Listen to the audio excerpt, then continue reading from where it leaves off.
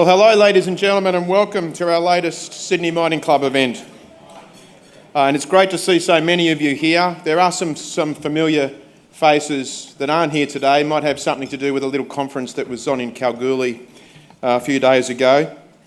My name is Steve Galilee, and as some of you may know, I've been the Chief Executive of the New South Wales Minerals Council for the last 14 years. It's an honour in the role. It really is an honour to represent this great industry. And not too long ago, some of you may also know that another honour was bestowed upon me by our spiritual father, Julian Malnick, and that was to be knighted as a co-chair of the Sydney Mining Club, along with the wonder boy Will Jeffries. Where's Will? He's here somewhere. Here he is, the wonder boy. So the three of us serve as the holy trinity of co-chairs for the Sydney Mining Club.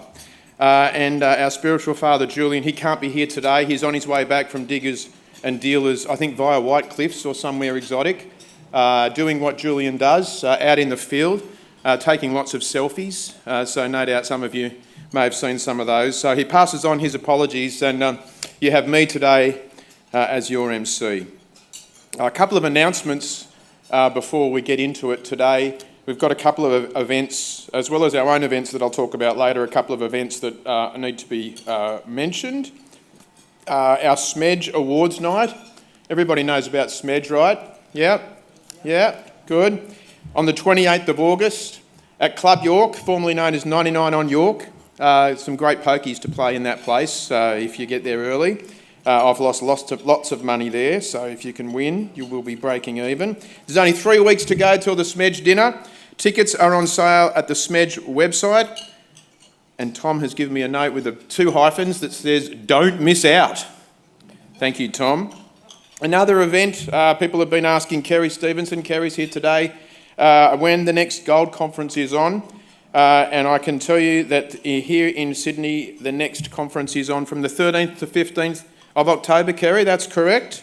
And if you are able to register interested in going along to the Australian Gold Conference 2025, Sydney edition, you can visit the website or you can talk to Kerry. So there's 2 great industry events that are coming up, and I'll talk about some more in a little while.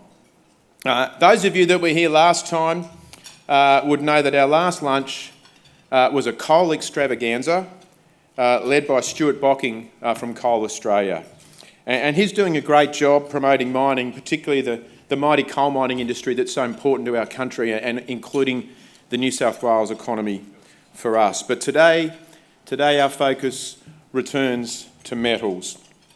Our special guest today is Paul Lahapeniere, who's here from Strickland Metals. Welcome, Paul. We'll be hearing from Paul shortly. We'll just give him a chance to finish his lunch before he's up on his feet. And we'll be hearing in particular about the company's activities in Serbia, an established mining jurisdiction with a highly skilled workforce, excellent infrastructure, and a 15% corporate tax rate. How about that? Major mining companies with significant projects already in Serbia include BHP, Rio Tinto, Vale, Zijin Mining, Kinross Gold, and Dundee Precious Metals. And today we will hear from Paul about Strickland's efforts to join them, followed by a question and answer session. So get your questions ready. Before we hear from Paul though, a big thank you to all of our sponsors. You can see their banners behind me today. This club would not be possible without all of our generous sponsors. They support your club, so please support them with your business whenever you can.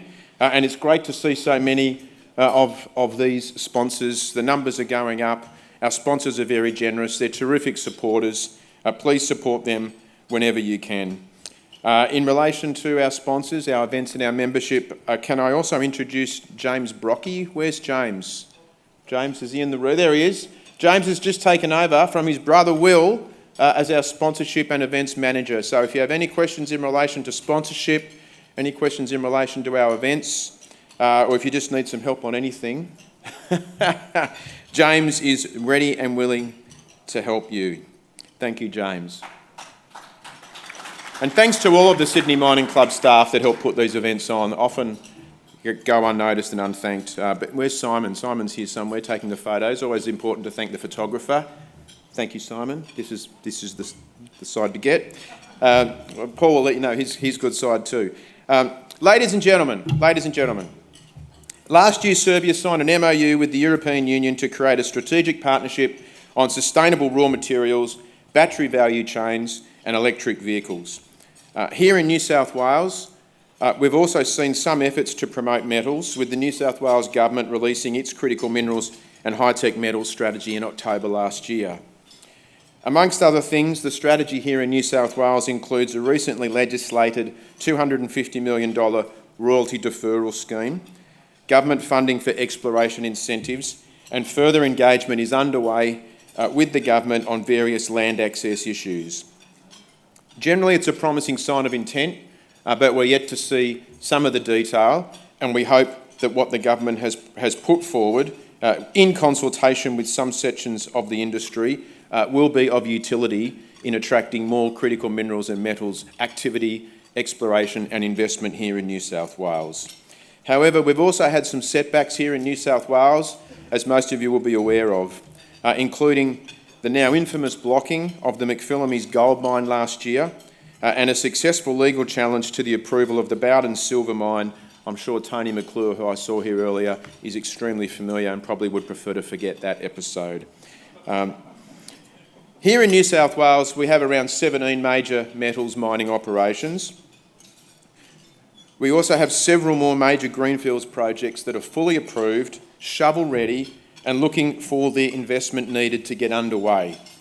There are also 3 more currently under assessment within the New South Wales planning system, and at least 7 other proposals that are expected to seek their own assessment shortly, including 5 new greenfields metals projects amongst them. With the global competition for mining investment hotter than ever, my role at the New South Wales Minerals Council often involves balancing the need to highlight problems and seek improvements from regulators and government, while also supporting efforts to attract more of that global mining investment here to New South Wales. And it can be a difficult tightrope to walk, and sometimes I feel I'm doing it without a net. But in this regard, while the McPhillamys and Bowden's outcomes were highly problematic for our investment reputation, as demonstrated by the recent Fraser Institute survey results, neither was the fault of the New South Wales Government, which had already approved both projects. The McPhillamys outcome was caused by Commonwealth legislation, and in particular, a highly spurious and controversial decision made by the then Federal Environment Minister, Tanya Plibersek, and I would note she's no longer the Environment Minister. What a shame. It was a decision that was strongly and publicly opposed by many, including by myself, others across the sector, and by the New South Wales Government publicly, from the Premier down. Separately, the success of the legal challenge against the Bowden's project approval was unforeseen, with the judgment creating a legal precedent within the planning system which the New South Wales Government has quickly legislated to address. Now, I won't ever resile from highlighting when governments create problems for our sector and when things can be done better. And there is plenty to highlight and plenty of pressure that we can put on in relation to those things. But it is also important to give credit where it's due, to encourage progress when it happens and call for more. And the New South Wales Government's strong response in support of the McPhillamys project and their speedy legislative response in relation to the Bowden's situation were positive developments in the face of some very negative setbacks. That's not to give them a free pass. There's much more that needs to be done here in New South Wales to maintain our global competitiveness, and the Fraser Institute survey results, while there were some green shoots for New South Wales, showed a fall in Australia's investment reputation across all jurisdictions, including here in New South Wales, and that's something that we're going to need to put a lot of work into to restore that reputation in the years ahead. But enough about New South Wales, and forgive me for the shameless plug about New South Wales as a great place to invest. We want to get those greenfields metals projects operating. They're there, they're fully approved, they're ready to go. They've been looking for their investment for some time. And part of my role, as I said earlier, is to help them attract the investment to get more mining into New South Wales, and that's what we're proposing to do. But enough about New South Wales, it's time to turn our attention to Europe, and it's now time to hear from today's special guest, from Paul, the Managing Director of Strickland Metals. He's a seasoned exploration, management and project generation expert with a robust track record spanning over 2 decades and more than 20 countries. As a former head of exploration at Fortescue, Paul has honed his skills in leading extensive mineral exploration initiatives globally. And in addition to this extensive field experience, he's a founding partner at Ibarra Capital, a resource-focused private equity firm that manages assets worth $150 million US. Since 2019, Paul has played a pivotal role in the development and strategic direction of the Rogozna project, contributing his vast knowledge and industry insights to ensure its success.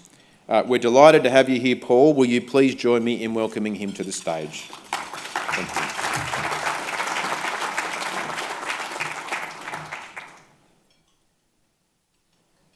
Thanks, Steve. Thanks, everyone. Thanks to the Sydney Mining Club for having us here today. It's a real privilege to be able to tell you the story of Strickland and specifically our Rogozna project in Serbia. You know, the Rogozna project has been around for a long time, but in Strickland it's a relatively new story, and you know, it's one that I really love telling. It's something that's really close to my heart. So a little bit about Strickland. So Strickland has actually been around for over about 20 years. It used to be your classic sort of West Australian gold-focused junior. For a long time it was sort of a 2-cent market cap. You can see on this slide over 2 billion shares on issue. That's a function of the fact that it was around for a very long time. Like most of the little companies in WA, was always raising $1 or $2 million, just chipping away, not really making a lot of progress. But then a few years ago now, a new management team came in, Tony McClure, Andrew Bray, Trent Franklin here, and they really changed the fortunes of this company. So they came in, they brought a new asset into the stable, they raised some capital and took Strickland from sort of a 2-cent share price to around a 10-cent share price, roughly $150 million market cap. And then they asked themselves, well, how do we grow Strickland to be something a lot bigger, you know, $500 million or $1 billion? And they came to the conclusion that, you know, really wanted to get a second asset into Strickland, preferably something that had real world-class potential to help take Strickland to that real mid-tier level. So that's around the time they met myself. I was working at a company called Ibarra Capital, which I'd set up when I left Fortescue. Ibarra, we had 2 main investments. We had the old Azuma Resources gold project in Ghana, and we had the Rogozna project here in Serbia. We were looking to bring Rogozna public.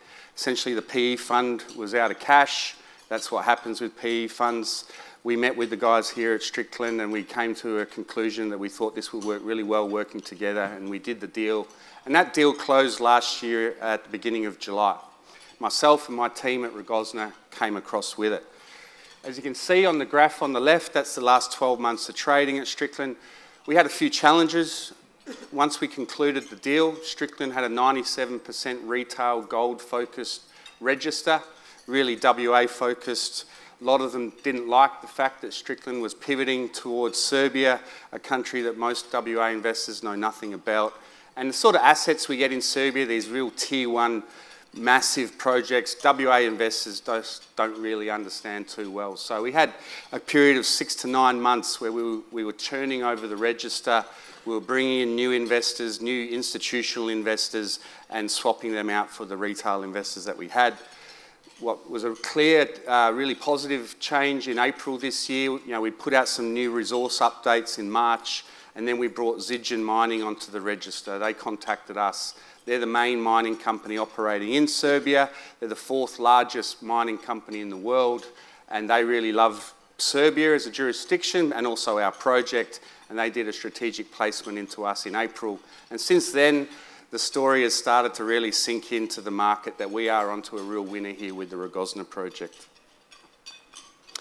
So where is it? Well, it's in Serbia, as we discussed. You know, and the thing about Serbia, we are in the western end of the Tethyan Belt. So the Tethyan Belt, for those of you that aren't aware, is one of the most endowed metallogenic belts in the world. It stretches from Eastern Europe all the way through the Middle East and down into Southeast Asia. So there are multiple giant deposits through this belt. Where we are in Eastern Europe, This is essentially like being in Chile in Eastern Europe. These are the sorts of projects you get here. You can see up in the top right, up there, those sorts of deposits, Bor, Chukara Peki. These are giant porphyry-related deposits, copper-gold deposits. The Tethyan Belt in Serbia essentially splits into two arms. We've got the eastern arm, which is more copper-rich, and we've got the western arm where we are, which is more gold-rich and also has more zinc, lead, silver, such as at Adriatic Metals over the border there in Bosnia. And the country is dominated by several majors. As I said, Zijin's the biggest. They're producing about 300,000 tonnes per annum of copper at the moment. They're looking to double that over the next couple of years. They're also producing about 250,000 ounces of gold. We've also got Dundee Precious Metals. They've recently, they're taking over Adriatic Metals for about $1.5 billion. And then you've also got Rio Tinto with their Yara project, which is sort of in the northern part on the western side of the country. Where we are in the southern part of the country, we're up near the border or the administration line with Kosovo. This is part of the Trepča Mineral District. It used to be one of the largest lead, zinc, silver mining areas in Europe back in Yugoslav times. And in terms of Serbia, mining forms a big part of their economy. It currently produces or contributes about 2.5% of the GDP. The Serbian government recently came out in the last month with a strategy paper for their mining industry over the next 20 years, and they've got a stated aim of taking mining contribution up to 10%. And obviously to do that, it needs to foster a lot of new investment. They see a scenario at the moment where with our project and Zijin's project and Dundee's project, they can see it getting to 5%, but they want to see it get to 10% over the next 10 to 20 years, and they realise to do that, they need a lot more investment in both exploration and mine development, and they're trying to put together a regulatory framework that will support that level of investment. So Rogozna has a very long and storied history. So back in the sort of Yugoslav times in the 60s and 70s, it was explored by the Yugoslav Geological Survey. And in that time, they were really mainly looking, it was communist times, they were looking for shallow base metal deposits, predominantly in this area, lead, zinc, silver deposits. And they made a discovery, actually it's 4 kilometres from our main deposit called Srenac, and that mine started producing in the 1970s, and it's been producing for 50 years solid as we speak today. In the early 2000s, Phelps Dodge came in. They eventually merged with Freeport. Phelps Dodge were looking for a copper porphyry deposit. They found a very nice copper gold skarn called Copper Canyon. Wasn't big enough for them at the time. They eventually moved on and sold the project to a company called Euromax. Euromax were a European-focused exploration company. They had a heap of projects all over Europe. They did a bit of work here. They made a discovery at what's called Gradina. But then they got in trouble around 2012 when the gold price crashed. They had too many projects all over Europe, and they had to basically sell all the projects and just take royalties. After them, we had Eldorado Gold. Eldorado came in around 2015. Eldorado, a mid-tier Canadian company.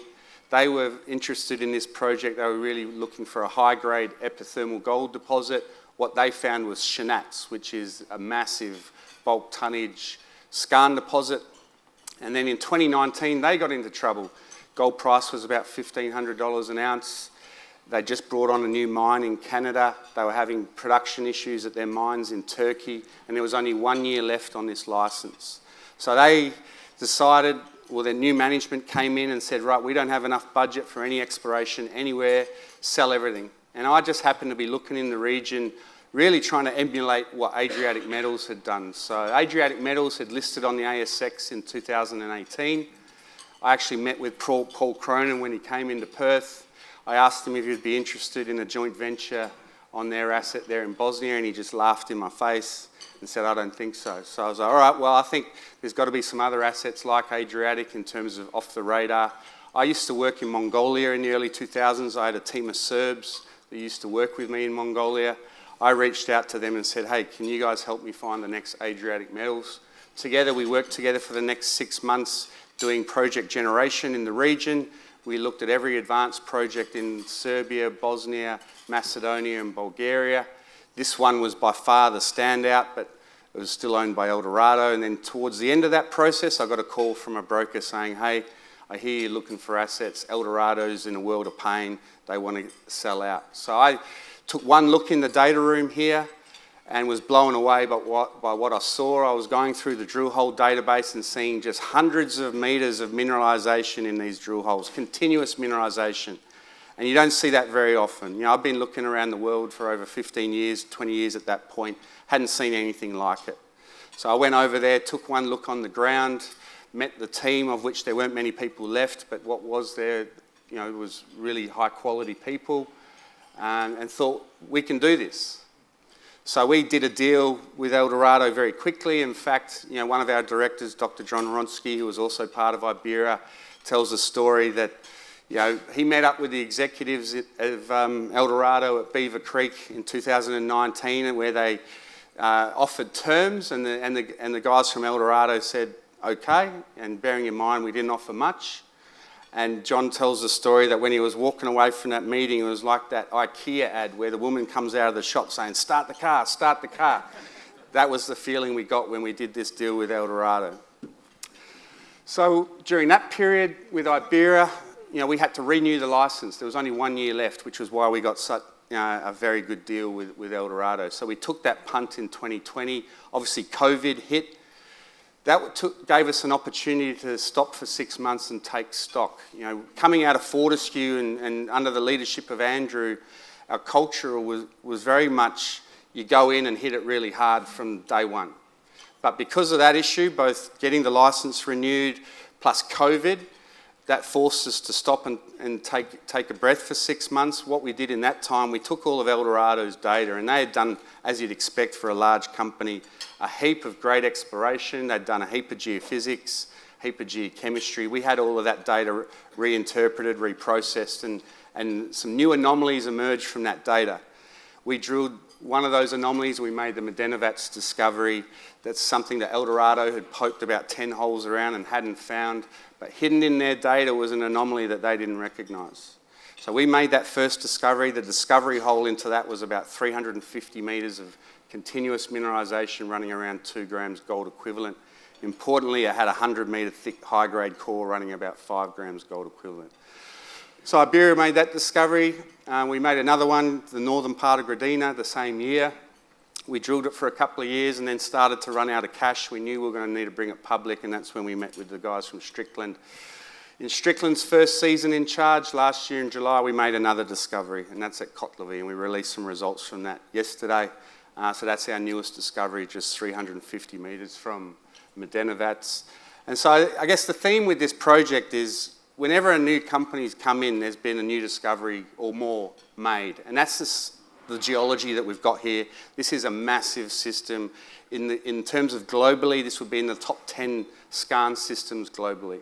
And as I said, it's very rare for a junior to have an asset like this. It hardly ever happens. Assets like this, as you can see from its history, are normally owned by majors and mid-tier mining companies.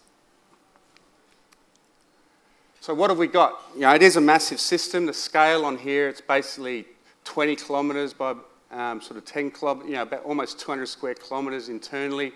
On the eastern side of the project, where you can see all that geochemical anomalism, that's where we've got existing resources. We've got 4 deposits. Shanats is the largest, 5.3 million ounce gold equivalent. What we've got there is essentially about 500 metres long, 300 metres wide, and 300 metres vertically as one solid slug of metal. And within that, about 30% of that metal is in these structurally controlled high-grade zones, which are on average about 25 metres thick, running 2 to 3 grams gold equivalent. Overall, the ore body runs about 1.1 to 1.2 gold equivalent. It starts at about 50 metres depth, but the best part starts at about 100 metres depth. It's predominantly an underground deposit. What it does give us, and this is what the whole project gives us, is optionality. And it's optionality both around the grade tonnage curve. So why did Zijin invest in us? Because when they look at this project, they're looking at it as a big bulk tonnage, sub-level cave or block cave like what you've got out there at Orange. But importantly, for a company the size of Strickland with a $300 million market cap, there's an option here to take this project forward, just focusing on the higher grade parts and chasing sort of probably 2 million tonne per annum scale operation. So Shanats is the biggest. We've got Medenovats, that one's 1.3 million ounces gold equivalent to the north. It's a little bit more base metals rich, and it's about 50% of the metal there is copper and zinc. At the southern part, we've got Copper Canyon. That was the Phelps Dodge focus. That one's the one that comes to surface. It optimises in an open pit with about 2-to-1 strip ratio, about 800,000 ounce gold equivalent sitting in that. And really the key focus for us this year is Gradina. This was the one that Euromax found. This one's already got over 20,000 metres of drilling. It's the highest grade gold. 90% of the metal in this one is gold. Because of that, it's the simplest when it comes to metallurgy. We get about 90% met recovery from Gradina. So we're drilling about 25,000 metres at Gradina this year, aiming to deliver a maiden resource by the end of this year, hopefully sort of November, December time.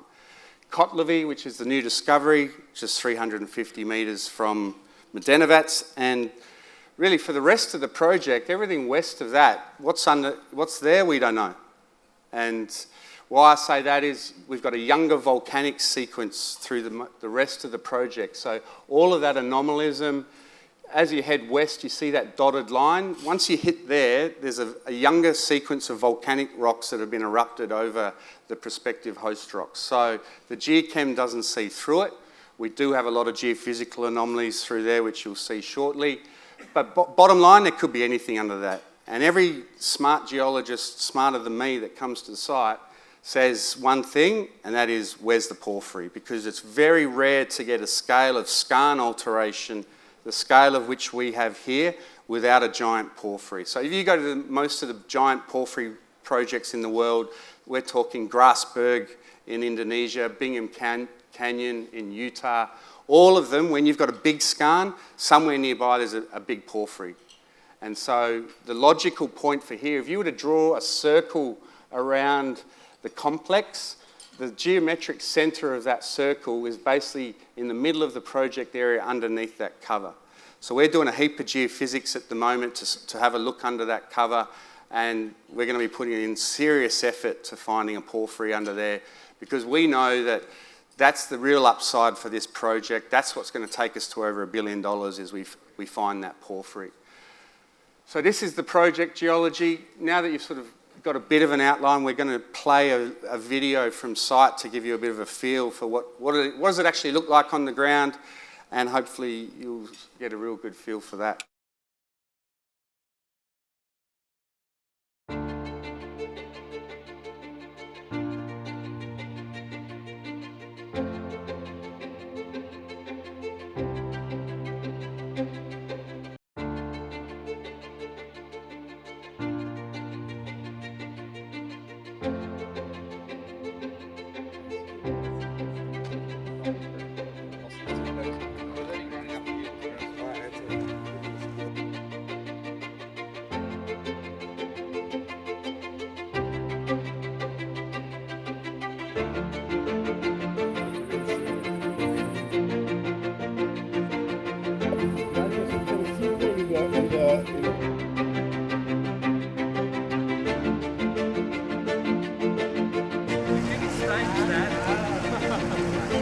Like 60 metres a day.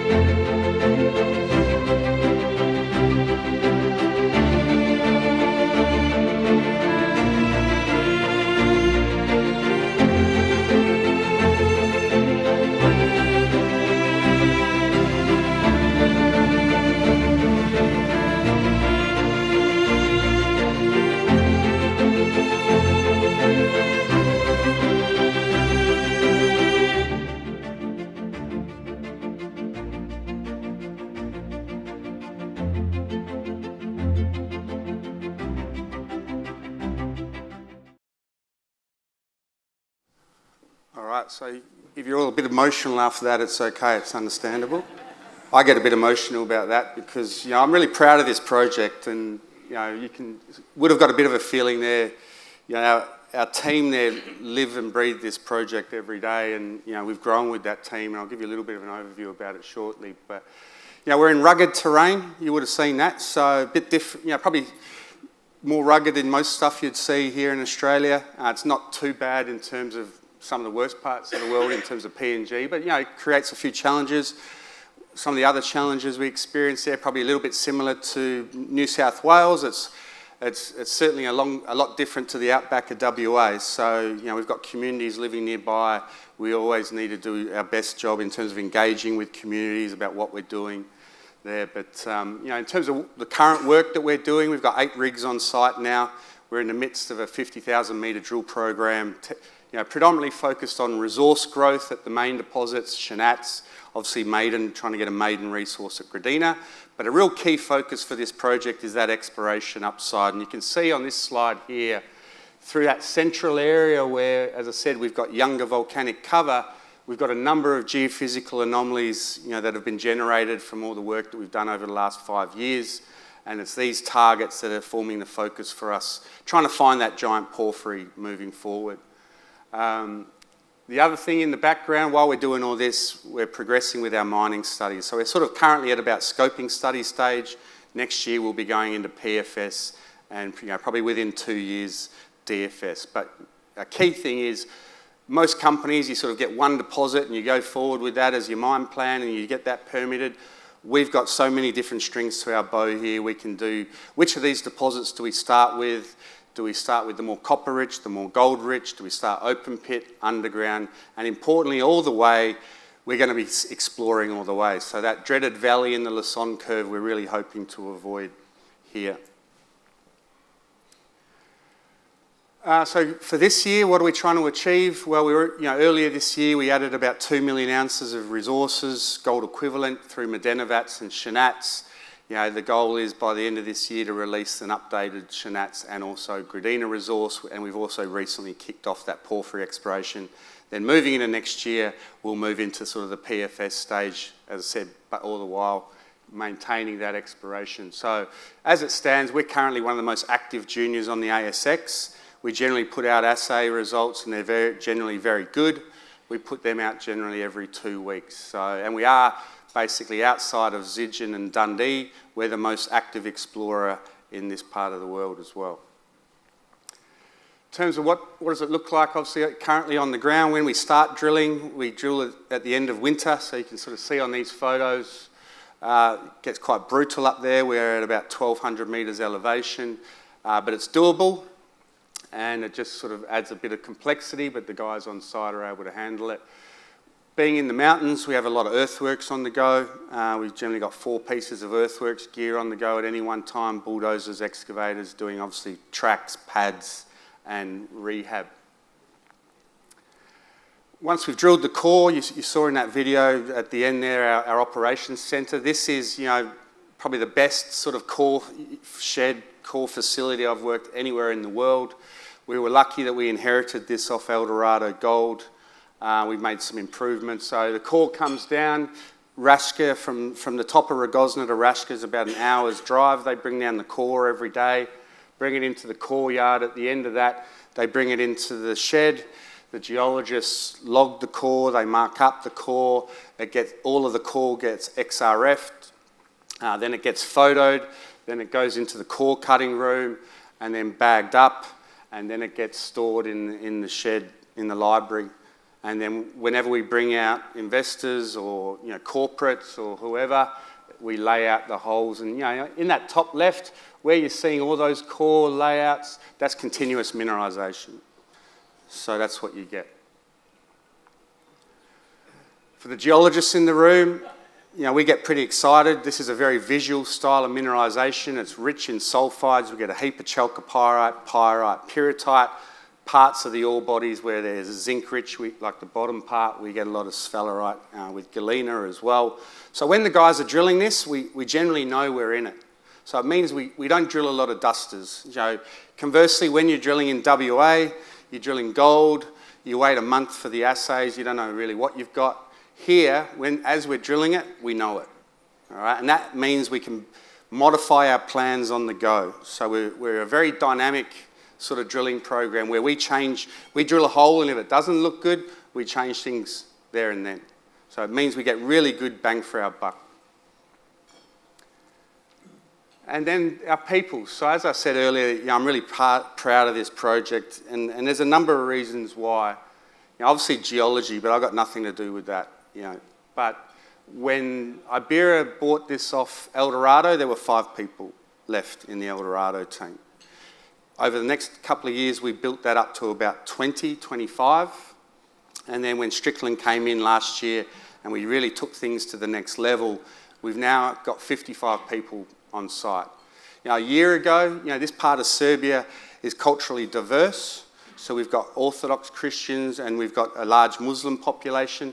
A year ago, when we did a bit of a recruitment drive, we got very few applicants from the Muslim population, for example. 6 months ago, when we did the recruitment drive, we got about 30 applicants from the Muslim population. So now in our workforce, including contractors, we've got over 100 people on site today. And of that, 20 to 30% are from the local Muslim population. So really proud of that. Really proud of the team for their technical capability. Like, this team is technically as strong as anything you'd get here in Australia. Their education system in Serbia is top notch, and these guys work really hard with a dedication because they just want to see a mine developed here. And we already know there's enough metal here for 20 or 30 years of mining. They just want to see a mine that has a legacy. They want their work to mean something. It's not like here in Australia where graduates just want to get their $120,000 a year. Most of these guys work for about $1,000 a month. They're wanting to put food on the table with their families. They're wanting to create jobs for their children. And that's, for me personally, something I'm really proud of because, why do it? I personally want to make a difference, and everyone in our team wants to make a difference, and as it currently stands, they are.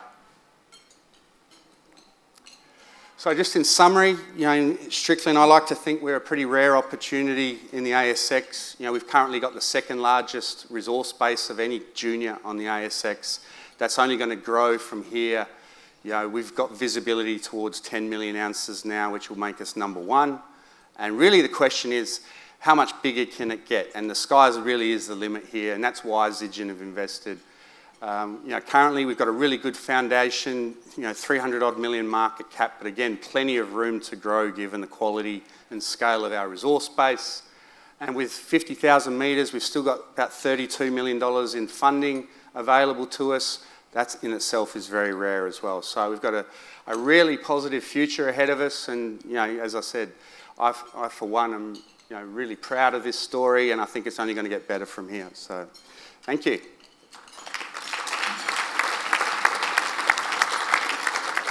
Do you want me to stay up here or answer from down there? If you can stay up here.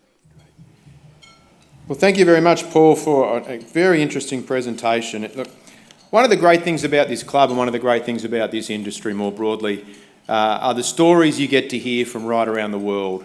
And, obviously my focus is very much on New South Wales, but one of the things I love the most about coming along to these events is the kind of passion we see from people like Paul for the work that they are doing in parts of the world that we would otherwise not even potentially consider on a day-to-day basis. And Paul, hearing you talk with such passion about the work that you're doing over there and the people that you're working with, the locals over there, for me, that was really inspiring, and I really appreciate the opportunity to hear that. We've got some time for some questions, and Paul's very kindly offered to stay up here and answer them as best he can. And I've warned him we do get some technical questions from the audience here, so he's been forewarned about that. To kick it off, Paul, my question is about the community engagement side of things. Of just watching visually that video, as I said to you when you came down to the table, it looks like just beautiful countryside, picturesque, and obviously the locals, as you say, are keen to leave a legacy and see something develop there economically for their area. How challenging is that community engagement in a place like that where the people have such an historic connection to where they are living? Yeah, so it's something we've been very mindful of since 2020 or late 2019 when Iberia first came in. And yeah, it is a very different culturally place to, I've been working a lot in Africa, a lot in Asia, so completely different cultural, and particularly given the diversity between Orthodox and Muslim as well was something that had to be taken into account. But certainly our local team knew how to do it, and early on, a big part of our community engagement, and our community engagement was really mainly focused on the mountain. And within the main licence, there's only about 20 households that are permanently lived in. Most of the other households, over 100 households, they've left because there's obviously no jobs up there anymore. The mine is winding down. So that engagement with the people living on the mountain, most of the people living on the mountain are Orthodox. And literally, like the community relations and the engagement with them on a day-to-day basis would involve one of our guys would go there in the morning with a bottle of rakia, which is the Serbian moonshine. And literally, most of the community relations in those early days was built around sitting down for hours with various locals drinking rakia. And that is how it's done. That is literally how it's done there. Like rakia is like the lifeblood on the Orthodox side of things. Over the last 12 months since this has become part of Strickland, we've really made a big effort to try and expand that community engagement outwards to include Novi Pazar, which is a large predominantly Muslim town about 15 kilometres away. And with that, it's needed a different approach. So our approach now is a bit more mainstream, not as much rakia. It's a bit more engagement. We're in at the local schools. We're doing information days. We've opened a community centre there in Novi Pazar. It's really about creating more jobs, going into schools, supporting various aspects of the local community. Like we sponsor mountain biking club, soccer club, kickboxing club, women's volleyball. Really just trying to become a real key part of the community and build the trust. Because for a lot of the people, they think, well, who are these guys? Particularly once it became Strickland. An Australian company coming in, they're like, so we really need to build that trust. But it's something I'm, again, really proud of. It's great for branding as well, where one of the clubs, the kickboxing club, they've got the world champion. And so every time I go to Serbia, I go to the kickboxing club and go to the training and hang out with those guys a bit. And it's something that we're getting more and more ingrained in the community and getting a much greater degree of acceptance. Do you get in the ring at the kickboxing? I have got in the ring just playfully. How playful could it be with the world champion? Yeah, well, he's only 16. He's about this tall and he's built like this. Well, look, I like to do a lot of my community engagement at the Neptune Palace Chinese restaurant on a Friday afternoon. I'll be there tomorrow if anyone has any community engagement issues they want to raise with me. So that's good to hear. That's good to hear. We have a microphone, roving microphone. Simon's got the microphone. I'm sure we've got some questions from the floor. Jason Beckton, Prospect Limited. Thank you, Paul. Great presentation. Can we go back to the slide, massive system slide? Yeah, I'll just...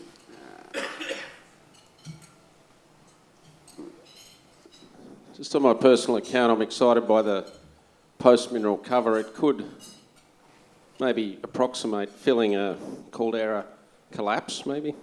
Yeah, possibly. Fill the guts of it. Yeah, so, at the moment we're doing a heap of gravity through there. It's still rugged terrain, right? It's not like a depression. But there certainly is a 2 million year younger volcanic sequence that sits on top. So yeah, it could very much be some sort of caldera collapse there. Other questions? There must be a few more. Simon, Kerry, and then we have one over the other side of the room, Simon. Just with the shareholding with Zijin, how much involvement have they got? What's it like working with them? And just a bit more of an expansion on that relationship. Yeah, so at the moment, Zijin have about 2.4%. There's no board seat, there's no technical committee. They're happy just to be a passive shareholder for the time being. We obviously catch up with them semi-regularly when we're at conferences and what have you, but yeah, there's no direct involvement at this stage. Thank you, Paul. I've still got two questions about the Kotlovi. I noticed you've designated that polymetallic, like Medenovats next door, but it seems to have a lot of gold as well. Can you speak to that? Yeah, so I might just flick through. I've got some technical slides at the end. So yeah, Kotlovi is a bit different to Medenovats, and this is where the whole project. Yeah, so you can see it here, just not very far away. It's got a golden arsenic geochem signature at surface, but it's also got the lead, zinc, silver historical workings that you can see there. But on this image here, that intercept on the right-hand side at Kotlovi, that's the gold only, and you don't get that at Medenovats. So we don't know why, but if you project that upwards to surface, it goes into that valley. So there's a very clear structural control on that gold lode. Can't tell you why it's gold only instead of having more of the zinc like you get at Medenovats just 300 metres away, but whether it's a timing thing, whether it's earlier, possibly. But yeah, it's exciting because the gold only mineralisation at the project is obviously the easiest ore to process, Gradina, similar sort of stuff. So the more gold only mineralisation we find, that's a good thing. Yeah, sorry again. I know that's very good, and I know it's early days with that one at Kotlovi. With Gradina, looking on I think it's the plan view, nearby you've got the Copper Canyon, which is 800,000 ounces. And that, to me, Gradina already looks larger and more consistent. Is that fair to say? I'm not asking. Yeah, it is fair to say that there's more metal currently in the drill holes at Gradina. The thing to understand, how these deposits fit together, if you look on this left-hand image, for the geologists in the room, as you go to the right, you go into an anticline again, and then into a syncline, and Copper Canyon sits in the syncline, and then you go over into an anticline. But yeah, we've got over 1 kilometre of strike now at Gradina, and we've also got 900 metres vertically of mineralisation in the drill holes. So just because of the extent of drilling that we've done, it's bigger. That doesn't necessarily mean that Copper Canyon, to the north of Copper Canyon, there's hardly any drilling. And Copper Canyon realistically we haven't really looked at for a number of years. So I think with these things, we get surprised all the time. And I don't know why, it sounds a little bit stupid, because we've come to expect really strong results here, but every now and then it still throws some surprises where we hit something that we didn't expect, and it's normally surprises on the upside. Do we have any more questions for Paul? No?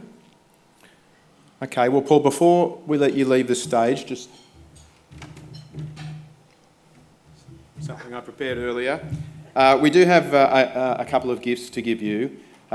Julian asked me to take care of the emceeing role in his absence today. He also asked me to take care of the gifts, so you'll forgive me for the blatant brand promotion here. But these are particularly special gifts from our perspective.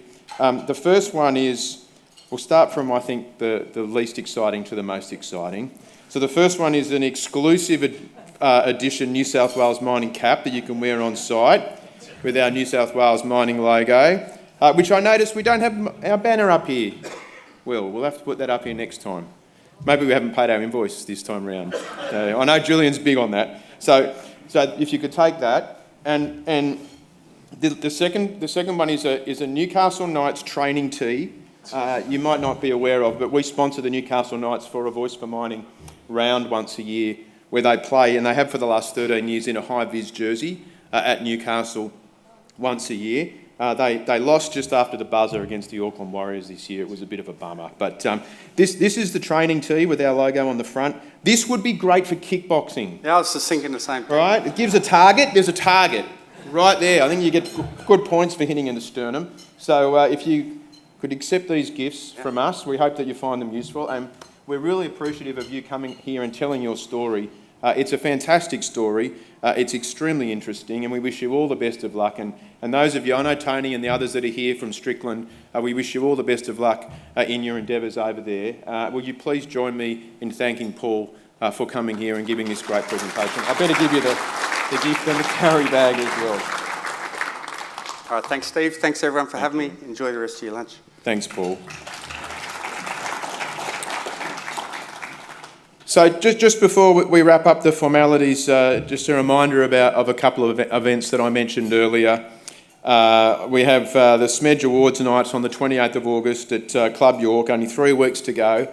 Tickets are on sale on the Smedge website. Don't miss out. And we also have the Australian Gold Conference 2025 Sydney edition from the 13th to 15th of October. If you are interested in or have any questions about that, see Kerry or visit the website. Register soon, numbers are going fast.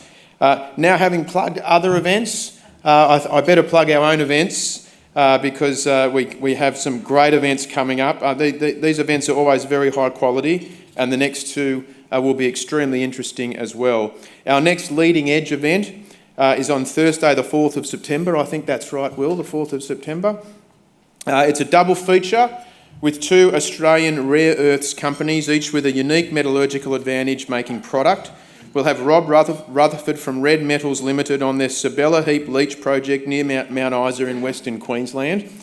And then from the other side of the country, we'll have Jacob Diesel from Critica Limited on their Jupiter find and low-cost beneficiation technique east of Mount Magnet in West Australia, just 2.5 hours drive east from Geraldton. So two different companies with different approaches, 2 unique approaches on both sides of our great country. That's our next Leading Edge event on the 4th of September. Our next lunch event on Thursday, the 2nd of October, is a really special event. We will be having a presentation from Nautilus Mining.